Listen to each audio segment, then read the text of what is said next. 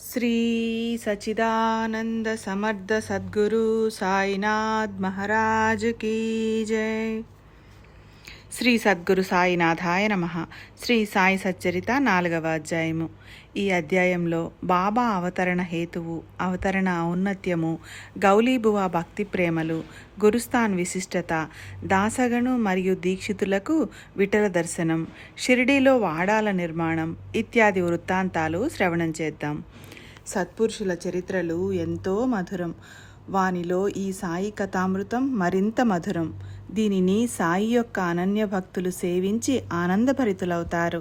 బ్రాహ్మణులు ఆశ్రమ ధర్మాలను, తమ వర్ణానికి సంబంధించిన నియమాలను అలక్ష్యం చేసినప్పుడు, శూద్రులు బ్రాహ్మణులైపోవాలనుకున్నప్పుడు, ధర్మాచారులను అవహేళన చేసి వారిని శిక్షించాలని అనుకున్నప్పుడు, ధర్మవచనాలను ఎవరూ పాటించనప్పుడు, ఇంటింటా అందరూ పండితులమని అనుకుంటున్నప్పుడు, ఒకరిపై ఒకరు పెద్దరికాన్ని చలాయిస్తున్నప్పుడు, ఒకరి మాట ఒకరు లక్ష్యపెట్టనప్పుడు, తినతగని వానిని తింటూ, సేవించతగని వానిని సేవిస్తూ, ఆచార విచారాలను పూర్తిగా నిర్లక్ష్యం చేస్తున్నప్పుడు, బ్రాహ్మణులు బహిరంగంగా మద్య మాంసాదులను ప్రత్యక్షంగా సేవిస్తున్నప్పుడు, ధర్మం ముసుగులో లోపల అత్యాచారాలను చేస్తున్నప్పుడు, స్నాన సంధ్యలయందు శ్రద్ధ లేనప్పుడు, కర్మనిష్ఠులు అనుష్ఠానాలను విసుక్కుంటున్నప్పుడు, యోగులకు జప తప ధ్యానాదులపై అయిష్టత కలిగినప్పుడు, జనులు ఐశ్వర్యం, గౌరవం, భార్యాపుత్రులు వీనినే సకల సుఖాలకు సాధనాలని తలచి పరమార్థ చింతనకు విముఖులైనప్పుడు, ధర్మానికి గ్లాని వాటిల్లి ప్రజలు శాశ్వతమైన శ్రేయోప్రాప్తిని పోగొట్టుకొని శిష్ణోదర పరాయణులై నీతి భ్రష్టులై తమ ఉద్ధరణను లక్ష్యపెట్టనప్పుడు, వర్ణాశ్రమ ధర్మాలను రక్షించటానికి, అధర్మాన్ని నశింపచేయటానికి, దీనులను, దుర్బలులను, పేదలను సంరక్షించడానికి సత్పురుషులు అవనిపై అవతరిస్తారు. సత్పురుషులు సదా ముక్తులు, దీనోద్ధరణ యందే ఎల్లప్పుడూ ఉద్యుక్తులై ఉంటారు. వారి అవతరణ పరుల కోసమే కానీ తమ స్వార్థం కోసం కాదు. వారు ప్రవృత్తి ప్రవాహంలో కొట్టుకునే ప్రాపంచకులకు నివృత్తి అనే పునాదిపై పరమార్థ మందిరాన్ని నిర్మించి తమ సహజగతితో భక్తులను ఉద్ధరిస్తారు. ధర్మ జాగృతిని, ధర్మ కార్యాలను చేసి తమ అవతార కార్యాన్ని సాధిస్తారు. అది పరిపూర్తి కాగానే తమ అవతారాన్ని చాలిస్తారు. సకల జగదానందకరుడైన ప్రత్యేగాత్మయే పరమేశ్వరుడు. ఆ పరమేశ్వరుడే గురువు. అతడే సుఖకరుడైన శంకరుడు. అతడే నిరతిశయ ప్రేమాస్పదుడు, నిరంతర భేద స్వరూపుడు, దేశకాల వస్తుభేదాల నెరుగనివాడు, పరిచ్ఛేదాతీతుడు. పర, పశ్యంతి, మధ్యమ, వైఖరి అను 4 రకాల వాణి అతనిని వర్ణించలేక అలసిపోయింది. వేదాల చాతుర్యం ఇక్కడ పనికిరాదు. నేతి నేతి అంటూ అవి ఓడిపోయాయి. షట్శాస్త్రాలు, షడ్దర్శనాలు సిగ్గుపడిపోయాయి. పురాణాలు, హరికథలు అలసిపోయాయి. చివరకు కాయ, వాచ, మనస నమస్కారం చేసే సాధనే మిగిలింది. వారి ఒక్కొక్క సుగుణాన్ని తలుచుకుంటే మనోవృత్తి స్తంభించిపోతుంది. వానిని వర్ణించటానికి దృఢ మౌనమే మేలు. గాణగాపురం, నరసింహవాడి, ఔదుంబర్, బిల్లవడి వలెనే పవిత్ర గోదావరి తీరాన ప్రసిద్ధమైన షిరిడీ క్షేత్రం ఉంది. గోదావరి యొక్క పవిత్ర తీరం, పవిత్రమైన నీరు, పవిత్రమైన శీతల సమీరాలు ఇవి భవతిమిర నాశకాలు. అఖిల జగత్తులో గోదావరి మహత్యం ప్రఖ్యాతి చెందినది. ఒకరికంటే ఒకరు ఘనులైన సాధు సత్పురుష శ్రేష్ఠులు ఇక్కడ ప్రకటమయ్యారు. ఈ గోమతీ తీరంలో అనేక తీర్థాలున్నాయి. వానిలోని జలాలు పాపాలను నశింపచేస్తాయి. ఈ గోదావరి అహ్మద్నగర్ జిల్లాలో కోపర్గాం సమీపాన షిరిడీ మార్గాన్ని సూచిస్తుంది. గోదావరిని దాటాక అవతలి తీరాన సుమారు 3 క్రోసుల దూరాన నీమ్గాం అనే ఊరిలోనికి టాంగా ప్రవేశించగానే మన ఎదుట షిరిడీ ప్రత్యక్షమవుతుంది.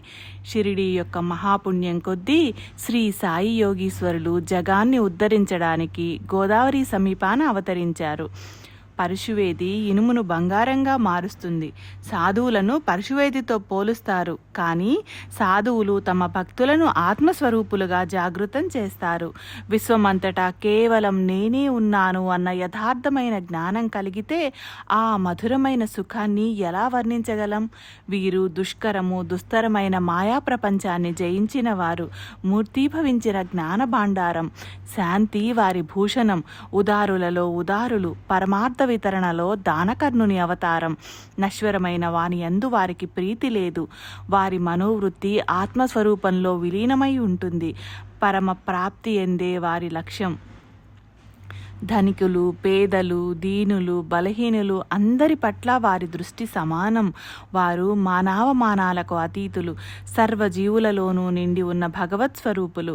వారు జనులతో తిరుగుతారు, మాట్లాడుతారు, దేవదాసీల నాట్యాన్ని అవలోకిస్తారు, గజల్ గానం వింటూ ఊగుతుంటారు. కానీ వారి సమాధ్యావస్థ కించిత్తైనా భంగం కాదు. అల్లా నామం వారి ముద్ర. ప్రపంచం మేలుకున్నప్పుడు వారు నిద్రిస్తారు, ప్రపంచం నిద్రపోతున్నప్పుడు వారు మేలుకొని ఉంటారు. వారి అంతఃకరణం శాంత సముద్రం వంటిది. వారు ఏ ఆశ్రమానికి చెందినవారో నిశ్చయంగా తెలియదు. ఆచార వ్యవహారాల నియమాలను పాటించరు.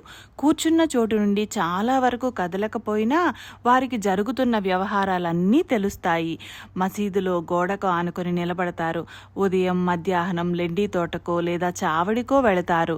కానీ వారు అఖండ ఆత్మస్థితి ఎందే ఉంటారు.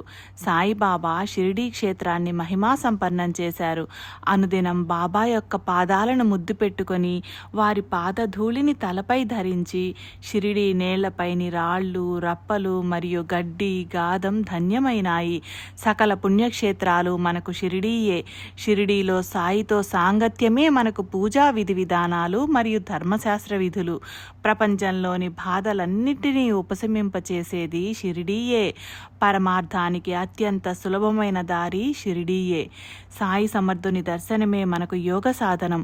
వారితో సంభాషణ మన పాప ప్రక్షాళనం. వారి చరణ సంవాహనే మనకు త్రివేణీ సంగమ స్నానం. వారి చరణ తీర్థ సేవనమే విషయ వాసనల నిర్మూలనం. వారి ఆజ్ఞ మనకు వేదవచనం. వారి విభూది ప్రసాదాల సేవనం అన్ని విధాల పుణ్యపావనం. సాయియే మనకు పరబ్రహ్మ. సాయియే మనకు పరమార్థం. సాయియే శ్రీకృష్ణుడు. సాయియే శ్రీరాముడు. మన శాశ్వత ఆశ్రయం కూడా శ్రీ సాయియే. సాయి స్వయంగా ద్వంద్వాతీతం. సదా బ్రహ్మ అయ్యి సుఖంలో పొంగిపోక, దుఃఖంలో కృంగిపోకుండా వారు ఎల్లప్పుడూ స్వస్వరూపంలో స్థితులై ఉంటారు.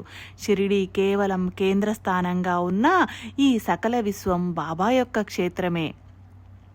షిరిడీలోని సమాధియే సాధువులందరికీ కూడలి. అక్కడికి చేరుకునే మార్గంలో అడుగడుగున జీవుల గ్రంథులు విడిపోతాయి. సమాధి దర్శనం చేసుకున్నంత మాత్రాన జన్మ సార్థకమవుతుంది. ఇక వారి సేవలో జీవితాన్ని గడిపిన వారి భాగ్యాన్ని ఎంతని వర్ణించను? విఠల భక్తుడైన గౌలీబువ ప్రతి సంవత్సరం పండరీ యాత్ర చేసేవాడు. దారిలో షిరిడీకి కూడా వచ్చేవాడు. అతనికి బాబాపై అమితమైన ప్రేమ. అతని జిహ్వ ఎప్పుడూ రామకృష్ణ హరి అని నామాన్ని పలికేది. అతని వయస్సు 95 సంవత్సరాలు. గంగా తీరంలో చాతుర్మాసాలు ఉండి మిగతా 8 నెలలు పండరీపురంలో ఉండేవాడు. అతడు బాబాను దర్శించే సమయంలో వారి వైపు తదేకంగా చూస్తూ, ఈయన సాక్షాత్తు పండరీనాథుని అవతారమే అని వినయంగా అనేవాడు. జరి అంచు ధోవతి కట్టుకోగానే సాధువులైపోగలరా? బాగా శ్రమపడి ఎముకలు పూసలుగా, రక్తం నీరుగా మారేలా కష్టపడాలి. అలాగే ఒట్టి పుణ్యానికే ఎవరైనా దైవం అవుతారా? కానీ నిజంగా ఈ సాయి మాత్రం తప్పక ఆ పండరీరాయుడే.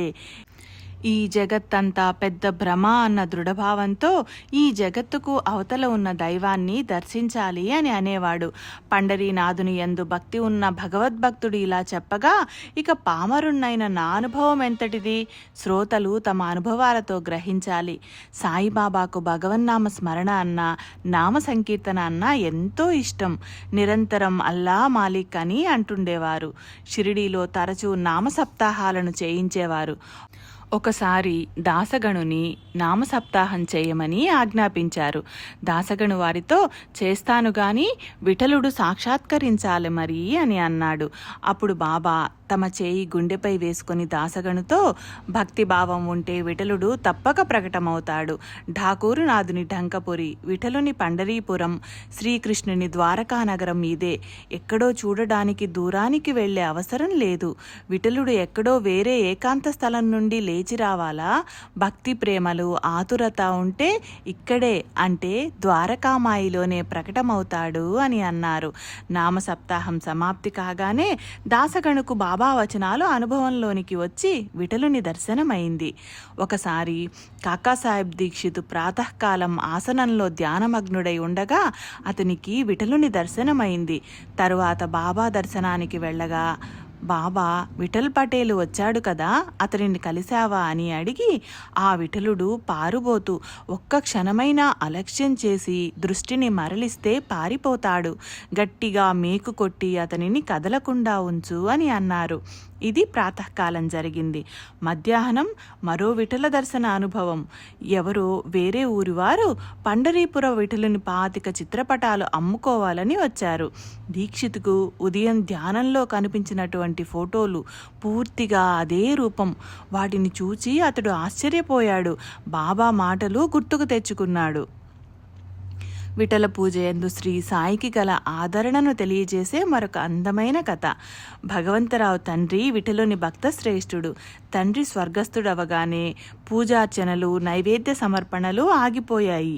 ఈ భగవంతరావు షిరిడీకి వచ్చినప్పుడు బాబా అతని తండ్రిని గుర్తు చేస్తూ, ఇతని తండ్రి నా స్నేహితుడు, అందువల్లనే నేను ఇతనిని ఇక్కడికి లాక్కొని వచ్చాను. ఇతడు ఎప్పుడూ నైవేద్యం పెట్టకుండా నన్ను మరియు విఠలుని పస్తులుంచుతున్నాడు. అందుకే ఇతనిని షిరిడీకి తీసుకుని వచ్చాను. ఇప్పుడు ఇతనికి గుర్తు తెచ్చి మరలా ఇతడు పూజ ప్రారంభించేలా చేస్తాను అని చెప్పారు. ఒక విశేషమైన పర్వదినాన దాసగణుకు ప్రయాగ తీర్థంలో స్నానం చేయాలన్న కోరిక కలిగింది. బాబా అనుమతి కోసం వారి వద్దకు వచ్చాడు. అతనితో బాబా, దానికోసం అంత దూరం వెళ్ళవలసిన అవసరం లేదు, ఇదే మన ప్రయాగ తీర్థం, నీ మనసులో దృఢమైన విశ్వాసముంచు అని చెప్పారు. దాసగణు బాబా చరణాలపై శిరస్సునుంచగానే వారి 2 బొటనవ్రేళ్ల నుండి గంగా యమునుల నీరు ప్రవహించింది. నిజంగా ఎంతటి ఆశ్చర్యకరమైన విషయం! ఆ చమత్కారాన్ని చూచి దాసగణు గుగుర్పాటు చెందాడు. బాబా యొక్క అనుగ్రహానికి అతని కళ్ళ నుండి అశ్రుధారలు కారాయి. అతనిలో ప్రేమ ఉప్పొంగి హృదయం నుండి ఒక మధుర ప్రార్థన ఇలా పెల్లుబికింది. సద్గురుదేవా, మీ యొక్క శక్తి అనంతం, మీ లీల అమోఘం, దయామయ, మీరు అజ్ఞానులైన జీవులను సంసార సాగరం నుండి తరింపజేసే నౌక. వేణుమాధవుడవై మీ పాదాలను ప్రయాగ చేసి 2 బొటనవేళ్ల నుండి గంగాయమునల ప్రవాహాన్ని చూపారు. మీరు భక్తుల మనసు అనే సరోవరంలో హంసలా విహరిస్తారు.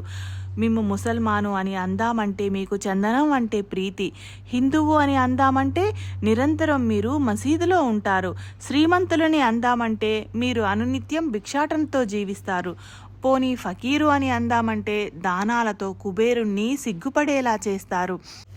మీ నివాసం మసీదులో. అక్కడ భక్తులకు విభూది ప్రసాదించడానికై ధునిలో అహర్నిశలు అగ్ని ప్రజ్వరిల్లుతుంటుంది. భక్తులు ఉదయం నుండి మీ పూజలు చేస్తారు. మధ్యాహ్నం సూర్యుడు తలపైకి వచ్చినప్పుడు మీకు ఆరతి ఇస్తారు. భక్తులు మీ చుట్టూ నిలబడి మీకు వింజామరలు వీస్తారు. సన్నాయి, ఢోలు, గంట బాగా మ్రోగుతాయి. దండధారులు పట్టీని ధరించి ద్వారం వద్ద జయ జయ ధ్వనులు పలుకుతారు. ఆరతి సమయంలో దివ్యాసనంలో మీరు శ్రీ మహావిష్ణువులా కనిపిస్తారు. సాయంకాలం ధుని ఎదుట కూర్చొని మదనాంతకుడైన పరమశివునిలా కనిపిస్తారు. ఈ విధంగా ప్రతిరోజు మీ వద్ద మాకు అద్భుత లీలలు అనుభవం అవుతున్నాయి. అయినా ఈ మనసు ఇంకా విచ్చలవిడిగా తిరుగుతుంది. దీనిని స్థిరంగా ఉంచమని వేడుకుంటున్నాను. నేను అధమాధముణ్ణి, మహాపాతకుణ్ణి, మీ చరణాల వద్దకు శరణజొచ్చి వచ్చాను. గురుదేవా, ఈ దాసగణుని త్రితాపాలను నివారించండి. భయంకరమైన తమ పాప ప్రక్షాళనకై ప్రజలు గంగ వద్దకు వెళతారు. అయితే తమ పాపాలను తొలగించుకోవడానికి గంగ మహాత్ముల చరణాలను ఆశ్రయిస్తుంది. అందువలన ఈ సాయి సమర్థుని పవిత్ర చరణాలను వదిలి గంగా గోదావరి తీర్థయాత్రలకు వెళ్ళవలసిన అవసరం లేదు. సాయి యొక్క మధుర చరిత్రను, వారి స్తోత్రాన్ని భక్తిగా వింటే చాలు. శ్రీ సాయిబాబా 16 ఏళ్ల వయసులో మొట్టమొదట షిరిడీ గ్రామంలోని వేప చెట్టు క్రింద భక్తుల కొరకు ప్రకటమయ్యారు. అప్పటికే వారు బ్రహ్మజ్ఞాని. వారికి స్వప్నంలో కూడా కించిత్తు విషయ వాసనలు లేవు. వారు మాయను తన్ని తరిమేశారు. ముక్తి వారి చరణాలలో విలీనమైపోయింది. వారు ఏ దేశంలో, ఏ పవిత్ర వంశంలో, ఏ తల్లిదండ్రుల గర్భాన జన్మించారో, వారి పూర్వ చరిత్ర ఏమిటో ఎవ్వరికీ తెలియదు. ఆ వివరాలు అడిగి అడిగి అందరూ అలసిపోయారే కానీ వారి గురించి ఎవరికీ ఏమీ తెలియలేదు. షిరిడీ నివాసి నానా చోప్దార్ యొక్క వృద్ధురాలైన తల్లి సాయిబాబా గురించిన విశేషాలను ఈ విధంగా చెప్పింది. స్ఫురద్రూపి అయిన ఈ యువకుడు వేప చెట్టు క్రింద ప్రశాంతంగా ధ్యానమగ్నుడై కూర్చుని ఉండేవాడు. కోమలమైన చిన్న వయస్సులో ఎండను, చలిని సమానంగా సహించగల వారి బాల్యస్థితిని చూచి గ్రామస్తులంతా ఆశ్చర్యపోయేవారు. ఆ యువకుని దర్శనార్థం జనం ఎక్కడెక్కడి నుండో వచ్చేవారు. అతను పగలు ఎవరితోనూ కలిసేవాడు కాదు, రాత్రి ఎలాంటి భయం లేకుండా ఉండేవాడు. ఈ కుర్రవాడు ఎక్కడి నుండి వచ్చాడా అని అందరికీ ఆశ్చర్యం. అత్యంత ఆకర్షణీయమైన అతని రూపురేఖలను, అంటే ఆకర్ష ఇతి కృష్ణ, ఆకర్షించేవాడు కృష్ణుడు, చూస్తుంటే అందరి హృదయాల్లో ప్రేమ ఉప్పొంగేది. అహర్నిశలు వేప చెట్టు వద్దే గాని ఎవరి ఇళ్లకు వెళ్ళేవాడు కాదు. ఇంత లేత వయసులో మనోహర రూపంతో ఉన్న ఆ యువకుడు పగలు రాత్రి ఆ ఆరు బయట ఎలా ఉండగలుగుతున్నాడా అని అందరికీ ఆశ్చర్యం. పైకి పసివాని వలె కనిపించినా అతని చర్యలు అందరికీ ఆశ్చర్యం కలిగించేలా గొప్పవారి కంటే కూడా గొప్పగా ఉండేవి. అతడు మూర్తీభవించిన వైరాగ్యం యొక్క పూర్ణావతారంలా కనబడేవాడు. ఒకరోజు విచిత్రం జరిగింది. 2-3 ఒంటి మీదకు ఖండోబా పూని వారు ఊగుతుంటే జనం వారిని, దేవా ఖండోబా, ఇతడు ఏ భాగ్యవంతుల బిడ్డ, ఎక్కడి నుండి ఇక్కడికి వచ్చాడు, నువ్వైనా శోధించి తెలియజేయి అని ప్రశ్నించారు. ఖండోబా దేవుడు వెళ్ళి గుణపం తెచ్చి నేను చూపించిన స్థలంలో త్రవ్వండి, ఈ బాలుని వివరాలు తెలుస్తాయి అని చెప్పాడు. అప్పుడు ఖండోబా ఆదేశానుసారం ఆ గ్రామ శివారుల్లో వేప చెట్టు క్రింద గుణపంతో త్రవ్వగా అక్కడ ఇటుకలు కనిపించాయి. ఆ ఇటుకల వరుసను తొలగించాక రాతి బండ కనిపించింది. దానిని ప్రక్కకు జరపగా ఒక సొరంగం, దాని లోపల వెలుగుతున్న 4 ప్రమిదలు కనిపించాయి. సున్నంగచ్చుతో నిర్మించిన ఆ భూగృహంలో గోముఖం, పీట, అందమైన జపమాలలు ఉన్నాయి. ఈ స్థలంలో ఈ బాలుడు 12 సంవత్సరాలు తపస్సు చేశాడని ఖండోబా దేవుడు చెప్పాడు. జనమంతా ఆశ్చర్యపోయి ఆ బాలుని గుచ్చి ప్రశ్నించారు. ఇది అత్యంత పవిత్రమైన నా గురుస్థానం, నా మాట విని దీనిని ఇట్లే భద్రపరచండి అని బాబా చెప్పిన మాటలను వారు పాటించారు. మునుపటి వలెనే ఇటుకలను పేర్చి ఆ భూగృహాన్ని, సొరంగాన్ని మూసివేశారు. బాబాకు అశ్వత్థ, ఔదంబర వృక్షాల వలె ఆ వేప చెట్టుపై అత్యంత ప్రీతి మరియు గౌరవం కూడాను. షిరిడీ గ్రామంలోని మహల్సాపతి మొదలైన వృద్ధులు బాబా యొక్క గురువుగారి సమాధి స్థానమని అక్కడ వందనం చేసేవారు. ఆ సమాధి సన్నిధిలో బాబా 12 సంవత్సరాలు మౌనంగా తపస్సు చేశారన్న వార్త ప్రజలలో ప్రసిద్ధి చెందింది. ఇక్కడ వేప చెట్టుతో సహా సమాధికి నలువైపులా ఉన్న స్థలాన్ని బాబా భక్తుడు సాటే కొని భవనాన్ని నిర్మించాడు. ఈ భవనం ఒక్కటే వచ్చిపోయే యాత్రికులకు అక్కడ ఉన్న వసతి గృహం. సాటే వేప చెట్టు చుట్టూ అరుగు, వేప చెట్టు వెనుక వైపు ఉత్తర దక్షిణాలుగా భవనాన్ని నిర్మించాడు. ఉత్తరాన మెట్లు కడుతుండగా ఈ భూగృహం కనిపించింది. మెట్ల క్రింద దక్షిణాభిముఖాన ఒక చక్కటి గూడు ఉంది. దాని ఎదుట అరుగు మీద భక్తులు ఉత్తరాభిముఖంగా కూర్చుంటారు. గురు శుక్రవారాలు సూర్యుడు అస్తమించే సమయంలో అక్కడ అలికి శుభ్రం చేసి సాంబ్రాణి ధూపం వేస్తే శ్రీహరి సుఖాలను ప్రసాదిస్తాడు. ఇది నిజమేనా, అతిశయోక్తి కాదు కదా అని శ్రోతల మనసులో సంశయం కలుగుతుంది. ఇవి సాయి నోటి నుండి వచ్చిన మాటలు. ఇవి నా చెవులతో విన్న మాటలు. ఇవి నేను కల్పించినవి కావు. అందుచేత అణుమాత్రమైనా సందేహించకండి. ఈ మాటలను ప్రత్యక్షంగా విన్నవారు ఈనాటికి ఉన్నారు. అటు తర్వాత దీక్షిత్ భవనం నిర్మాణమైంది. దాని వలన భక్తులకు బస చేయటానికి మరింత సదుపాయం కలిగింది. తరువాత అతి తక్కువ వ్యవధిలోనే అక్కడ ఒక రాతి భవనం, అంటే సమాధి మందిరం కూడా నిర్మాణమైంది. భక్తి శ్రద్ధలు మూర్తీభవించినట్లుగా దీక్షిత్ మొదటి నుండి పుణ్యకార్యాలలో కీర్తి గడించినవాడు. అతనికి అనేక తీర్థయాత్రలు చేసిన పుణ్యమే కాక తల్లిదండ్రుల పుణ్యం వలన అమితమైన భాగ్యం కొద్దీ సాయి దర్శనం కలిగింది. దీక్షిత్ ఇంగ్లాండులో ఉండగా రైలు ప్రమాదంలో కాలు కుంటుపడింది. అది ఎంత ప్రయత్నించినా బాగు కాలేదు. ఇది పైకి అశుభం వలె అనిపించినా నిజానికి పరిణామం శుభప్రదమైంది. తన స్నేహితుడైన నానా చంద్రోర్కర్ ద్వారా సాయిబాబా కీర్తి దీక్షిత్ చెవులలో పడింది. అతనితో చంద్రోర్కరు, సాయి దర్శన భాగ్యం పొందు, నీ కుంటితనం వెంటనే తొలగిపోతుంది అని చెప్పాడు. కానీ దీక్షితు తన కాలి కుంటితనాన్ని ఒక లోపంగా భావించలేదు. మనసులోని నిజమైన కుంటితనాన్ని పోగొట్టమని సాయిబాబాను కోరాడు.